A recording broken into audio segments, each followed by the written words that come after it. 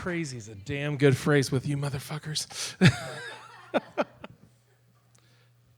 You need somebody. Oh, you got it? Okay, good. Yeah. Just a little bit.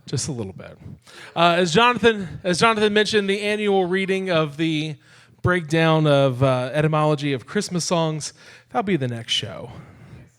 So this show, though, I like to pull this one out when I get a chance. It was Christmas. Well, I think it was Christmas because when you're working in a retail store, you never really know what fucking time of year is because they're always selling Christmas. Stocking aisles in the pharmacy, I see out of the corner of my eye someone just staring at me.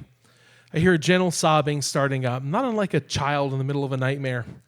Not massive crying, just light sobbing.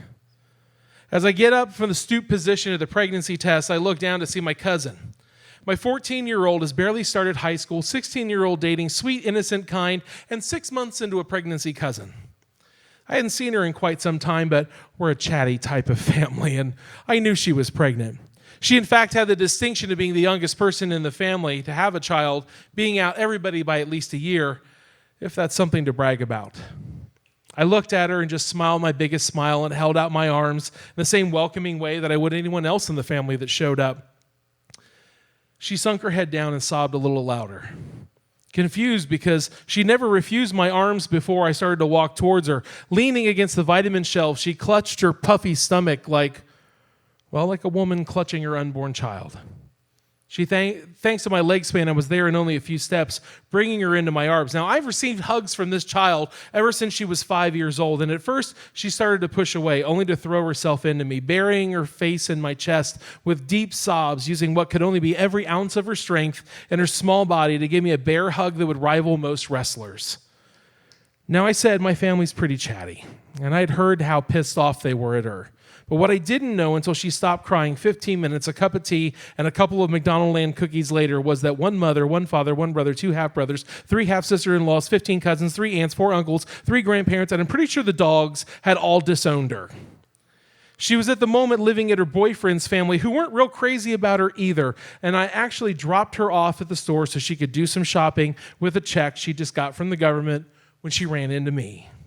A black sheep already in the family because I wasn't married, I wasn't in the military, and I wasn't working in a factory right out of high school. I didn't give a damn. This child-turning woman, quicker than she should, needed to be held, not loved, shunned, pushed out like a cat in heat. The pharmacist watched in awe how an entire family can push out a child like this, especially a child in need. She gave me the rest of the day off, and I took her home. She lived with my family for just 2 more months until our house was blessed with the screams of a 7-pound little girl. Another month passed before a member of her family walked into the house to see what we should have been going to their house to visit. Her father sat by the crib crying his eyes out, asking me how he could be so stupid for so long. Both baby girls moved back to where they belonged, much to my sleeping pleasure, but sorrowful to my heart.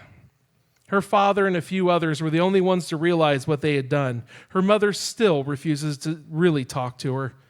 I still get phone calls, even though they've moved 5 states away, thanking 2 cousins, 1 aunt, 1 uncle, 2 cats, and promises that someday, somehow, she'll pay us back. I tell her, come home for Christmas. We'll call it even.